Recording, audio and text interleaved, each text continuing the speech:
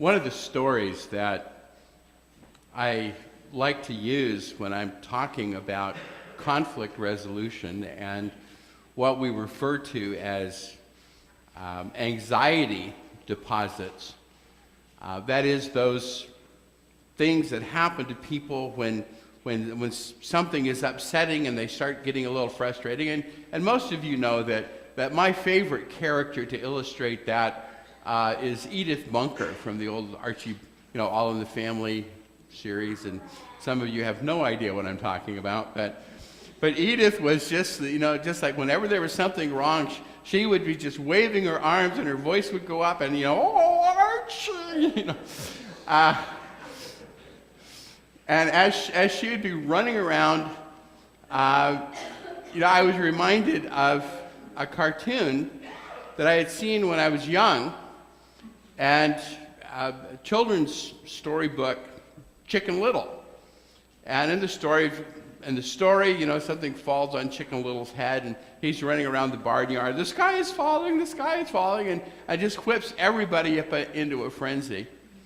What was interesting is, sometime back, I thought, okay, I will see, if there's a cartoon of that. And when I turned up the Disney cartoon, it actually was a World War II propaganda cartoon about how, the enemy is trying to get you running around like a chicken with your, But that idea that when we get in a time of anxiety and distress, we tend, the idea of the anxiety deposits is that they tend to be contagious. They tend to spread from person to person. And as I think about that, I got thinking about this passage in Isaiah. Because we listen to the news, we read the paper, look at the internet, and we just see all of these reasons that are going on in our world for people to be upset. And what's interesting is the closer we get to the Olympics, the more things happen. One of the things I got thinking about, I don't know if you saw it this past week, but I had to laugh. My daughter Susan, who lives just outside Denver, posted on Facebook, there seems to be some big game happening this weekend. This is Super Bowl Sunday, if you totally don't care. But this past week, there have been all these things around the New York area about finding white powder. And, it's brought, all kinds of responses, anti-terrorism, the squads to come out and to clean up and to test. And after all of the hoopla that there had been with this and all of the panic, they say, oh, no, it's not dangerous. There's nothing here. But everybody's been running around, kind of like the sky is falling. And we're hearing that same type thing as the Olympics progress and all of the measures that are being put in there for anti-terror. There's just a lot of anxiety and distress and trouble in the world. A lot of things that people are worried about, and there's a lot of contagious anxiety and fear. Well, I think this passage in Isaiah can kind of speak to that in some ways.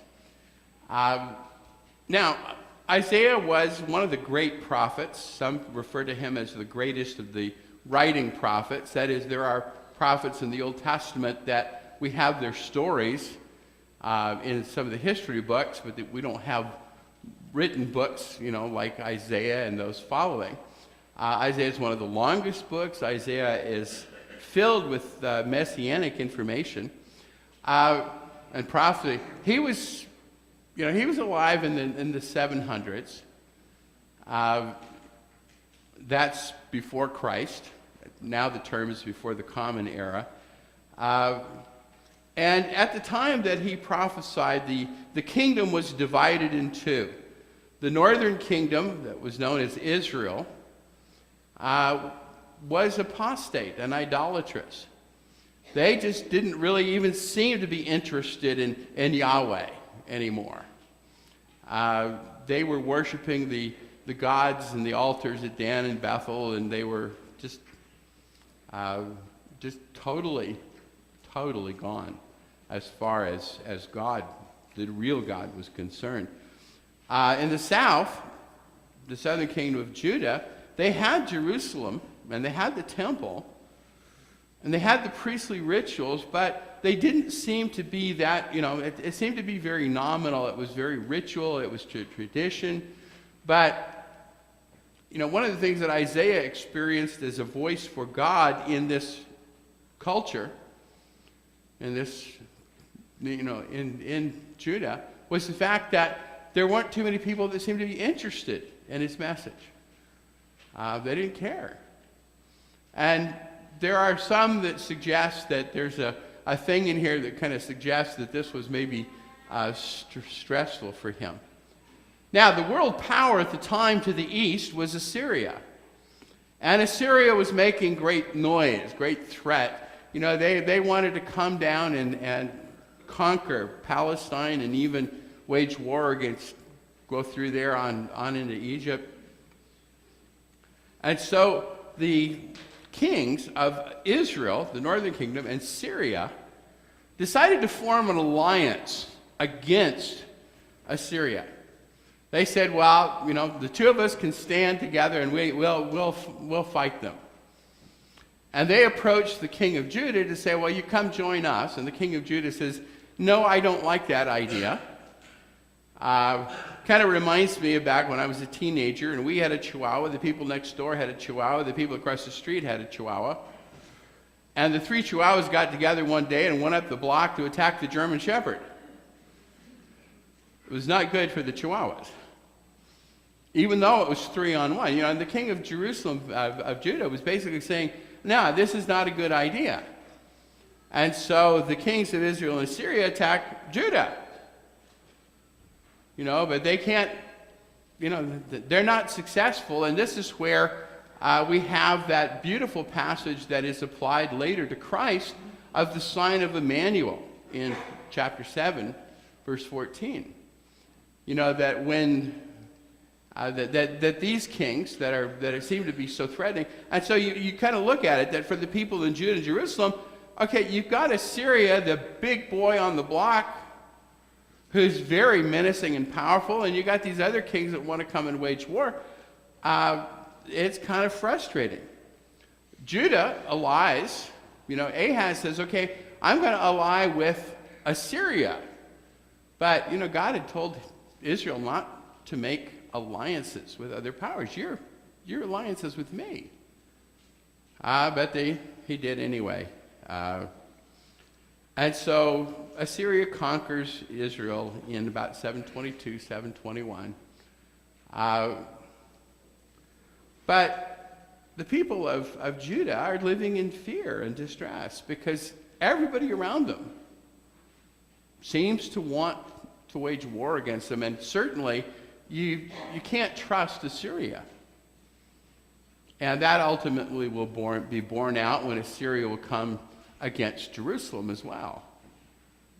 So in that environment, we have this prophecy, this section of Isaiah chapter 8. So what we see through these verses that we read is references to the troubled times. That there are troubling circumstances, world problems all over. He talks about conspiracies. And what's interesting is the word that translated conspiracies can also be translated as treaties. And you think about it, that's really the global issue that's going on that has the people of Judah so concerned.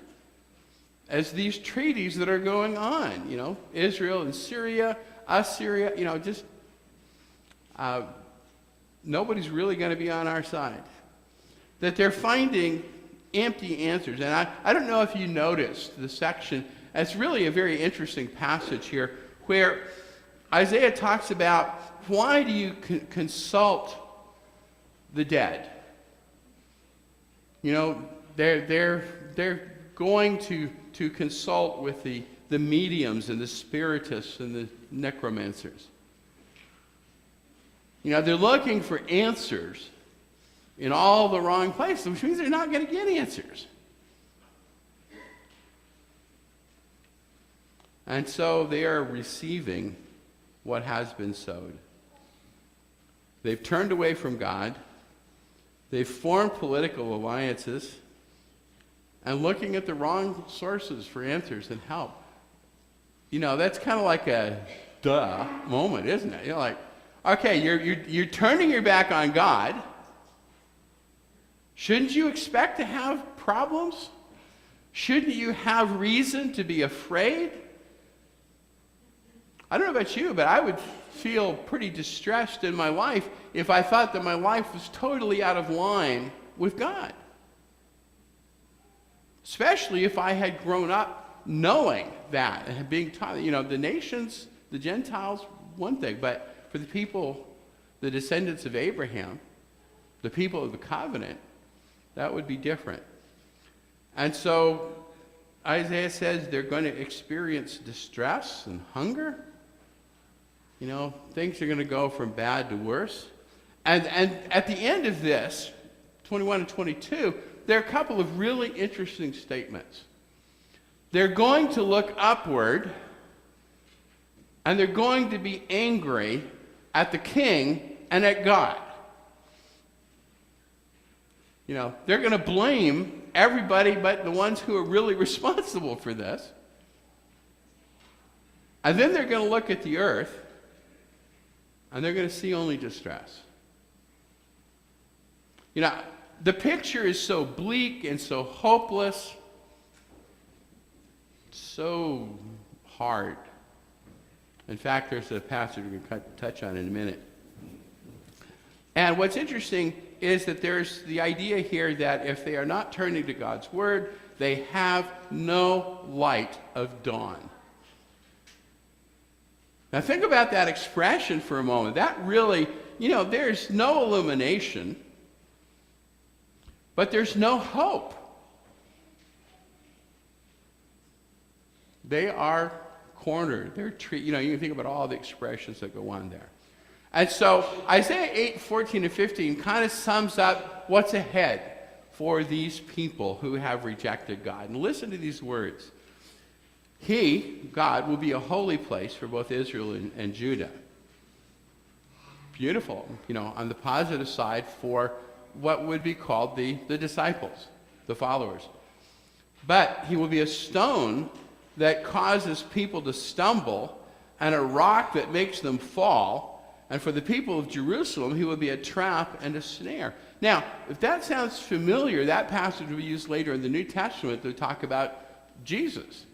And the fact that as Jesus is a hope for the world, he will be a stone over which people who are determined not to believe are going to stumble. And so basically reminding us that people don't change. You know, that 7 centuries later, people are going to react to Jesus the same way as they are the message. Okay. And then many of them will stumble, they will fall and be broken, they will be snared and captured. You know, all as a result of their own. Yet woven into this bleak message for those who know the truth about God and don't want to go there is the message for Isaiah and his disciples. And the passage begins in verse 11. God's strong hand on Isaiah. Now, a couple chapters before, we have the call of Isaiah and that terrifying scene, his vision of the temple, you know, and as he realizes in that vision he's seeing God, he says, "Whoa, I am an unclean man and a people of unclean lips." You know, my paraphrase is, I'm toast. I've seen God. That's it. I'm gone.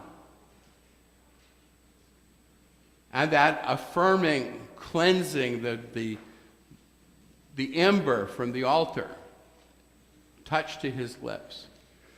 The call, who will go? And Isaiah is stepping forward saying, "Here I am, send me."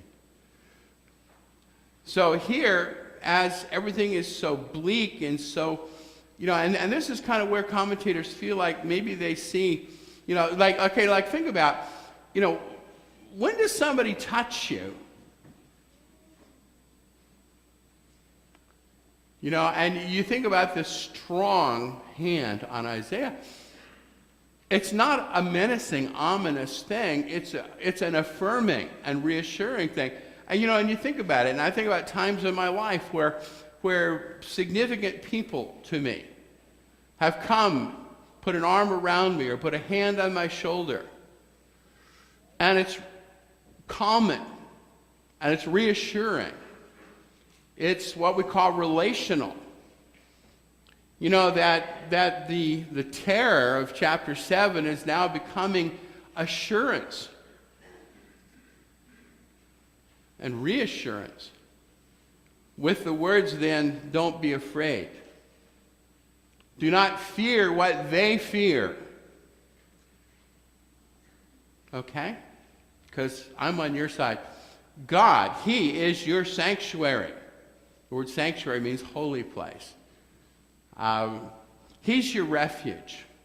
He is your safe place. But the holy place is something, the idea of Israel was that they were going to be a nation where God was their center. He was their holy place. He was their sanctuary. He was where they could go and have security in the face of all these outside things. Well, what happens when you reject your sanctuary? But then takes it, He is holy. Now, the word sanctuary, holy place, and holy come from the same roots. He's holy. He's set apart. He's different. One of the expressions I like to use, He's other to what's going on in the world around you. And so in that context says, the one you are to fear and dread. Now, the idea here is not to portray God as the ominous, fearsome bad guy.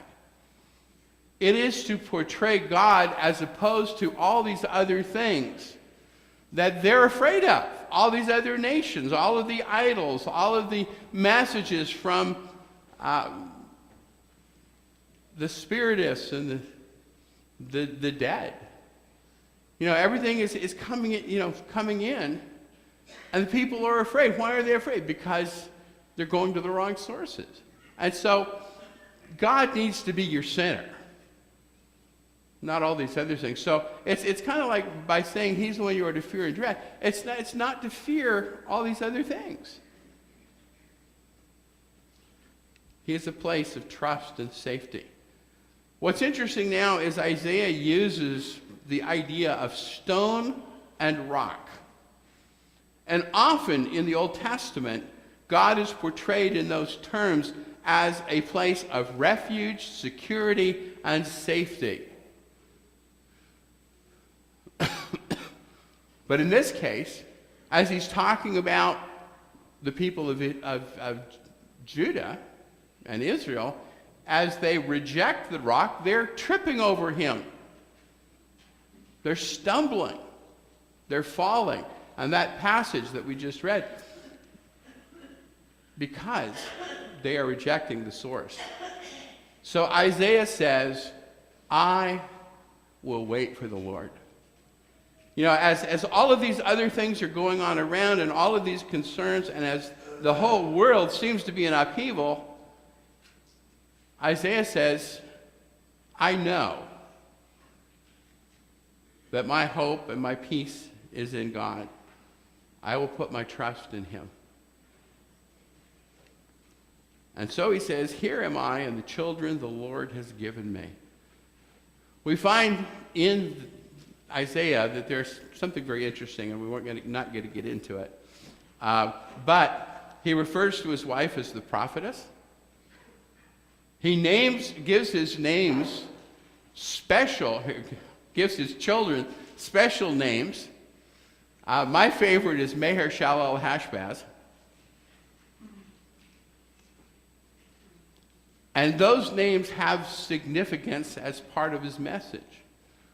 But in other words, Isaiah is keeping his family centered on God and who God is and what God offers and his support.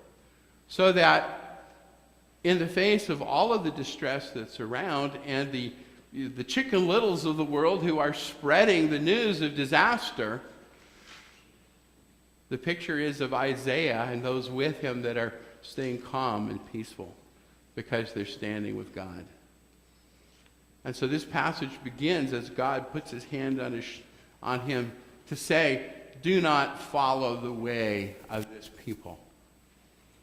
And the thing that, as I think about the problem sometimes that Christians have living in the world, is that we get caught up into thinking and acting like the world, and so the things that bother and trouble the world bother us. And that message to Isaiah, do not follow the way of this people. Don't be like them. Gee, doesn't that sound like Paul in Romans 12? Do not be conformed to this world, but be transformed by the renewing of your mind. That we have a relationship with God. We are tied into the rock. We have that sanctuary, that place of peace and safety. So don't catch their fear and dread. Don't fear what they fear. And so Isaiah, keep God as holy. That's basically the way of saying, all right, keep him in the center. That's where we get into problems. Is that when we let God kind of come to the fringes, and we focus on the things of the world, and we get caught up in the attitudes of the world, and we get caught up in the thinking of the world, and we get caught up in the fears of the world, then we become a mess, don't we? Keep God set apart. That's what holy means. Let God be the source of your strength. The answer to the problems of the world around you are not in the weapons of the world, right? They're in the peace of God. And so what's interesting is woven into this is a recurring message about holding on to his word, keeping it,